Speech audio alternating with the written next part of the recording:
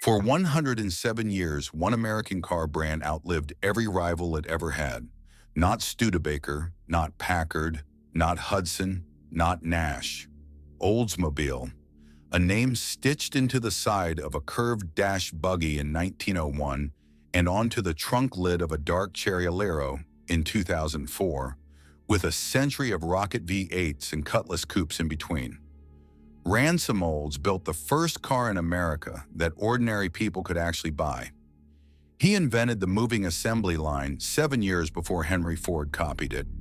He sold his factory to a Wall Street financier and watched it become the cornerstone of General Motors.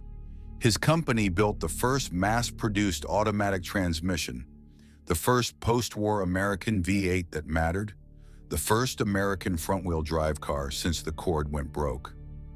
3 songs, 2 #1 hits, and the opening shot of the rock and roll era were written about an Oldsmobile.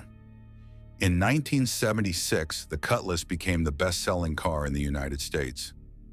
In 1985, Oldsmobile sold 1,066 122 cars in a single calendar year, more than every Toyota and Honda dealer in America combined. 20 years later, the brand was dead. The Lansing assembly line that built the last Oldsmobile sits today as a flat patch of grass on the south side of town. A historical marker is bolted to a fence. The factory itself was bulldozed in 2006. This is the rise and fall of Oldsmobile, the 107-year empire General Motors sacrificed to save itself. August 21st, 1897, Lansing, Michigan. A 32-year-old machinist named Ransom Eli Olds walked into a lawyer's office on Washington Avenue and signed the Articles of Incorporation for the Olds Motor Vehicle Company. Capital stock, $50,000. Principal product, horseless carriages built one at a time in a brick shop on River Street that his father had opened to repair steam engines for the Michigan lumber trade. Ransom Olds was the son of a machinist and had been building engines since he was 19. He had patented a steam-powered carriage in 1887 and a gasoline carriage in 1896. He believed, almost alone in his industry, that the automobile would not be a luxury toy for the rich. He believed it would be a tool for the middle class. He believed it would be built by the thousands. In 1899, a Detroit copper magnate named Samuel L. Smith bought a controlling interest in the company. Smith moved the operation 40 miles east to Detroit, dropped the founder's name from the title, and renamed the firm Olds Motor Works. A year later, on March 9, 1901, the new Detroit factory burned to the ground. The only surviving prototype was a small, light runabout with a curved wooden dashboard. Olds rebuilt around that one surviving design. The 1901 curved dash Oldsmobile was a tiller-steered, single-cylinder, 4-horsepower runabout that weighed 650 pounds and sold for $650. In today's money, roughly $23,000. It was the first automobile in American history built for a working family rather than for a tycoon. It came in one color, black, with red striping. Olds sold 425 of them in the last 9 months of 1901. He sold 2,500 in 1902. He sold 4,000 in 1903. He sold 5,508 in 1904. By 1904, Olds Motor Works was the largest automobile manufacturer on Earth. The factory that built those cars used a process Ransom Olds had invented to keep up with demand. He arranged the chassis on wooden wheel stands that moved through a series of stations, with workers attaching the same component at the same station, all day, every day. He called it a progressive assembly line. He patented it in 1901. A young engineer named Henry Ford visited the Olds factory twice that year, took notes, went home to Dearborn, and 7 years later launched the Model T on a refined version of the same idea. Ransom Olds did not get to enjoy his success. He fought Samuel Smith and Smith's 2 sons over the direction of the company. Smith wanted heavier, more expensive cars. Olds wanted to keep building light runabouts for the middle class. In January 1904, Olds walked out of the company that carried his name. He started a second car company across town and called it the Rio Motor Car Company, taking his initials with him. Rio would survive on the same street in Lansing for another 60 years. Without its founder, Olds Motor Works drifted. On November 12, 1908, a Flint carriage maker turned financier named William Crapo Durant bought the entire company for $3 million in stock. Durant had spent the previous 2 months stitching together a holding company he had incorporated in New Jersey on September 16th. He called it General Motors. Oldsmobile was the second brand he folded into it, after Buick. Cadillac would follow in 1909. The oldest American automotive name became the cornerstone of the largest American automotive corporation. Ransom Olds was 34 years old when he founded the company, 41 when he lost it, and would live another 42 years watching his name outlast him on the side of cars he had no hand in designing. He never bought one back. The years after Durant absorbed Oldsmobile were quiet. Through the 1910s and 1920s, the brand built reliable, mid-priced sedans with straight 6 and straight 8 engines for the same Midwestern middle-class Ransom Olds had imagined. Oldsmobile sat above Chevrolet and below Buick in Alfred Sloan's price ladder. It made money. It did not make headlines. Then in October 1940, Oldsmobile changed how Americans drove.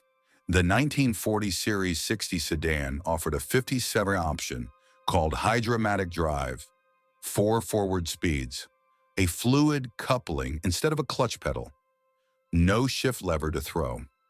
It was the first fully automatic transmission ever offered in a mass production automobile, the product of 11 years of development by GM engineers Earl Thompson, Ralph Watson, and Oliver Kelly. Within 2 years, Cadillac, Pontiac, and even Lincoln were licensing the Hydra-Matic from Oldsmobile.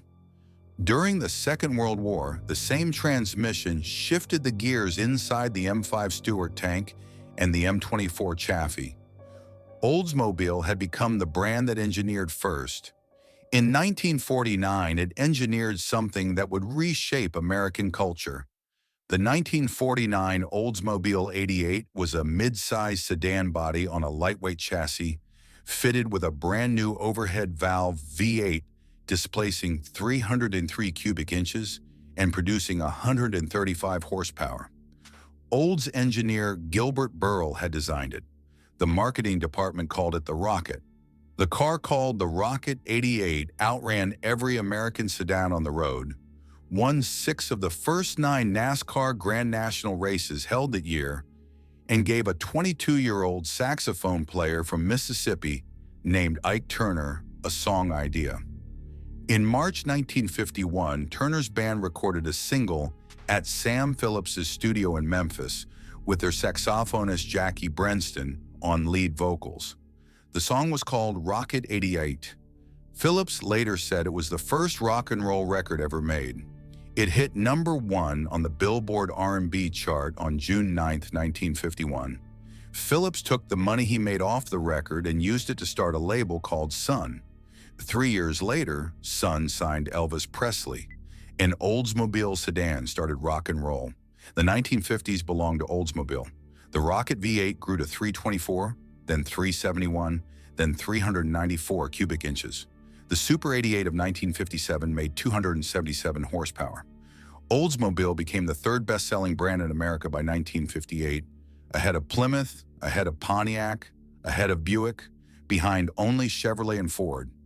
In 1962, Oldsmobile introduced the F85 Cutlass Coupe, a 215 cubic inch aluminum V8, 155 horsepower, a clean, restrained shape. It sold 30,000 units in its first year as a trim line. By 1968, it was the best-selling intermediate in America. By 1976, it would be the best-selling car of any size in the United States, with 515,000 units sold in a single year, more than any Chevrolet, more than any Ford, more than any Toyota. In 1966, Oldsmobile built something no American factory had built since 1937. The 1966 Toronado was the first American front-wheel drive production car in 29 years. The last had been the Cord 8110, which had bankrupted its parent. Oldsmobile engineer John Belts drove the program.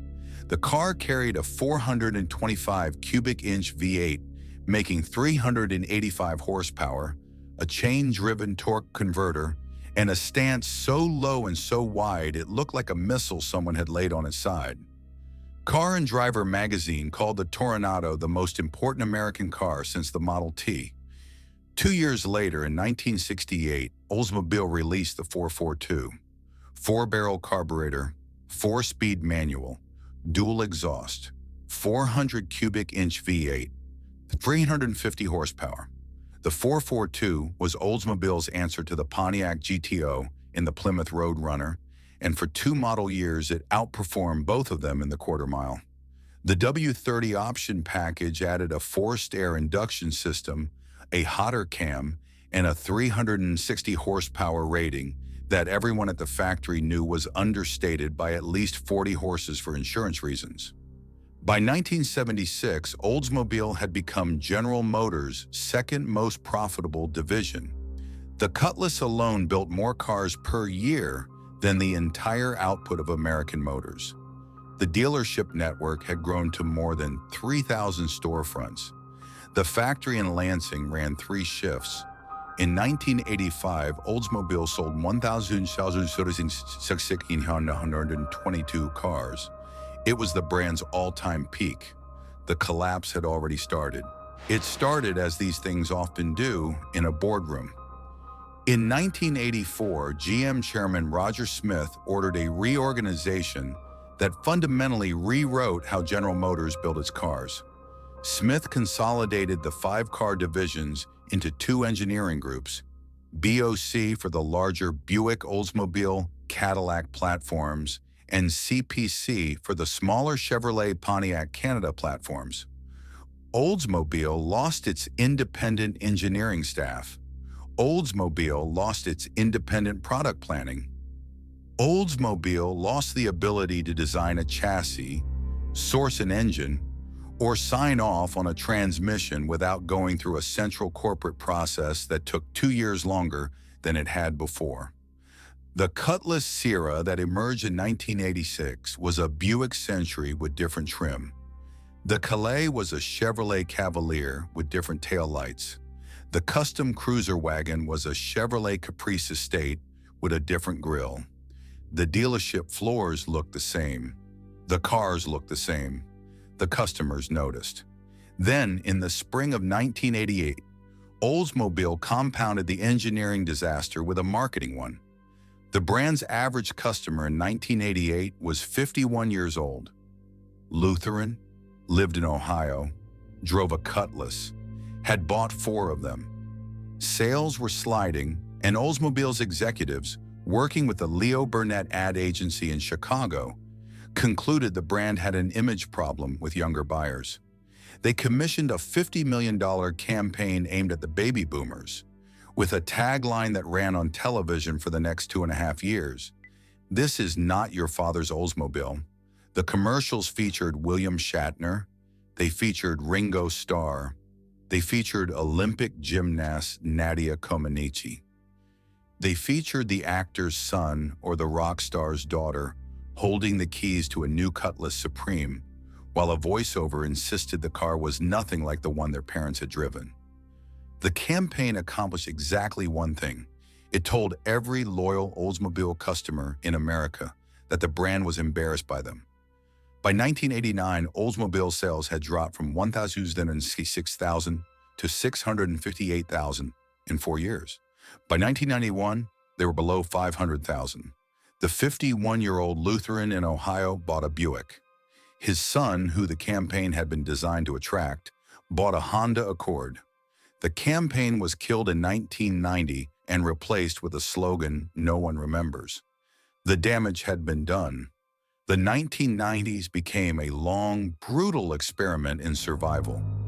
Oldsmobile tried European-style trim packages on the Cutlass Supreme International series. It tried a luxury sedan called the 98 Touring with a 16-button computerized dashboard. It tried importing the Silhouette minivan with a windshield that raked at the most extreme angle of any production vehicle on Earth. Nothing held. Then in the spring of 1995, Oldsmobile made one last serious attempt to save itself. The 1995 Aurora was the cleanest break Oldsmobile had ever made from its own history. A four-door luxury sports sedan built on a brand-new GM platform called G-Body, designed entirely by Oldsmobile's surviving studio under chief designer Dennis Burke. A 4.0-liter V8 derived from a Cadillac Northstar, a 250 horsepower rating, a starting price of $31,370, frameless side glass, a dashboard with a single sweeping arc. The car was reviewed favorably by every magazine in America. Motor Trend put it on the cover. The Aurora carried no Oldsmobile script badge anywhere on the body, no rocket emblem, no model name in the trunk. The only badge was a new logo developed for the brand's 1997 centennial, an abstract shape Oldsmobile's executives privately referred to as the Splat. The decision had been made because GM marketing research showed the Oldsmobile name itself was now a sales liability.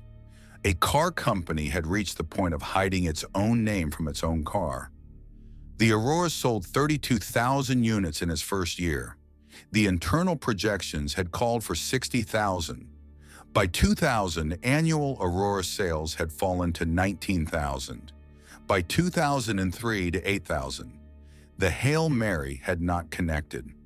Oldsmobile entered the new century selling fewer cars per year than it had sold in the single month of October 1985. On December 12, 2000, GM President Rick Wagoner held a press conference in Detroit. He was 47 years old. He had been promoted to the top job at General Motors 6 months earlier. He stood at a podium in front of a navy curtain and announced that Oldsmobile would be phased out. The brand was 103 years old. It was the oldest surviving American automobile marque. It had outlived Duryea, Winton, Stanley, Stutz, Pierce Arrow, Marmon, Cord, Auburn, Hupmobile, Hudson, Nash, Packard, Studebaker, Kaiser, Fraser, Crossley, DeSoto, Edsel, and AMC. It had survived 2 world wars, the Great Depression, the oil embargo, and the Japanese invasion of the American midsize market. It did not survive General Motors. Wagoner gave a single reason.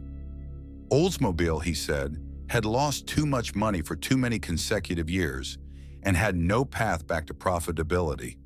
The brand's market share had fallen from 6.9% in 1985 to 1.6% in 2000. The dealership network had collapsed from 3,300 stores to roughly 2,800. Annual sales had fallen below 290,000 units. The numbers did not work. The wind down took 3 years. GM negotiated buyouts with the surviving Oldsmobile dealers. Roughly $1 billion in total compensation flowed out of Detroit to dealer principals from Maine to Oregon. Some dealers took the money and closed. Some took the money and converted to Buick Pontiac GMC stores. Some sued GM for breach of franchise contract and settled out of court for additional sums GM never disclosed. Production wound down model by model. The Cutlass Sierra had been killed in 1996, the 88 in 1999, the Bravada SUV in 2001. The Aurora, the car built to save the brand, was killed on March 23, 2003, after a total lifetime production of 175 units. 2 models remained, the Silhouette minivan and the Alero sedan. The last Silhouette rolled off the Doraville, Georgia assembly line in June 2003. The last Alero was scheduled for the morning of April 29, 2004 at the Lansing car assembly plant, the plant where Ransom Olds had set up shop in 1897, the same city. 2 miles south of the lot on River Street where the first curved dash had been built 103 years earlier. The car was a 2004 Alero GLS four-door sedan, dark cherry metallic, with a 3.4-liter V6 and an automatic transmission. The line had been running since 6 a.m. By mid-morning, the Alero was the only car left in the queue. 500 plant workers crowded the assembly floor. Many of them had spent 30 years building Oldsmobiles. Some of them had fathers who had spent 30 years building Oldsmobiles before them. The body came down the line. It was painted, trimmed, mated to its drivetrain, quality checked. The final station was a small ceremony rather than a production stop. Each of the 500 workers signed the car. Names in silver marker on the dashboard, on the doors, on the trunk lid, on the headliner, on the inside of the fuel filler door. The Alero was driven off the line at approximately 11:30 a.m. on April 29, 2004. It was loaded onto a flatbed. It was shipped to the GM Heritage Center in Sterling Heights, Michigan, where it sits today, never registered, never insured, never driven on a public road. 107 years, one company, one city, one unbroken industrial line that began with a tiller-steered runabout and ended with a mid-size sedan that nobody wanted to buy. The Lansing car assembly plant kept building Chevrolets and Buicks for another year. GM closed it permanently in May 2005. The wrecking crews arrived in 2006 and took the buildings down floor by floor over the next 8 months. Where Ransom Olds had built the largest automobile factory on Earth, there is now a flat grass field, a stormwater retention pond, and a sign. Somewhere in Toledo tonight, in a driveway off a side street near the river, a 1976 Cutlass Supreme is parked under a sodium light. The paint is the original cameo white. The vinyl roof is the original Cordovan brown. The hood ornament has been polished 1,000 times by the same cotton rag the man's grandfather kept folded in the glove compartment. The grandfather bought the car new from Bronze Olds on Monroe Street in the summer of 1976. Brondes closed in 2008. The grandfather died in 1994. The car passed to a son, then to a grandson, then to the grandson's wife when the grandson shipped out to Fort Bragg in 2009 and asked her to keep it running until he got back. She did. The 350 Rocket V8 has been rebuilt once. The carburetor has been rebuilt twice. The seats have been restitched by a man in Maumee who learned the trade from his father, who learned it from his father, who had stitched seats at the Fisher body plant in Lansing when the Cutlass was new. She turns the key. The starter catches. 8 cylinders fire in the order Oldsmobile engineers stamped into the intake manifold in 1976. The exhaust note is low and even and old. The factory that built the car was demolished in 2006. The dealership that sold it closed in 2008. The brand that engineered it was wound down in 2004. The corporation that owned the brand went bankrupt in 2009. The marketing campaign that tried to save it became a punchline. The logo that replaced its script badge is forgotten by everyone except the people who designed it. The car still runs. Oldsmobile lasted 107 years because Ransom Olds built it to last. The brand died because the corporation that owned it forgot what it was for. The factories are gone. The dealerships are gone. The advertising, the brochures, the rocket emblems, the Hydra-Matic stamps, the Cutlass keychains, all of it has gone into landfills or museum drawers or the back corners of estate sales. The cars are still here. They are in driveways in Toledo and Lansing and Dayton and Tulsa. They are in the parking lot of an A&W in Saginaw on Friday nights in July. They are being kept running by sons and daughters and granddaughters who learn from people who paid cash for the first new Oldsmobile their family ever owned. The empire ran out of time. The cars did not.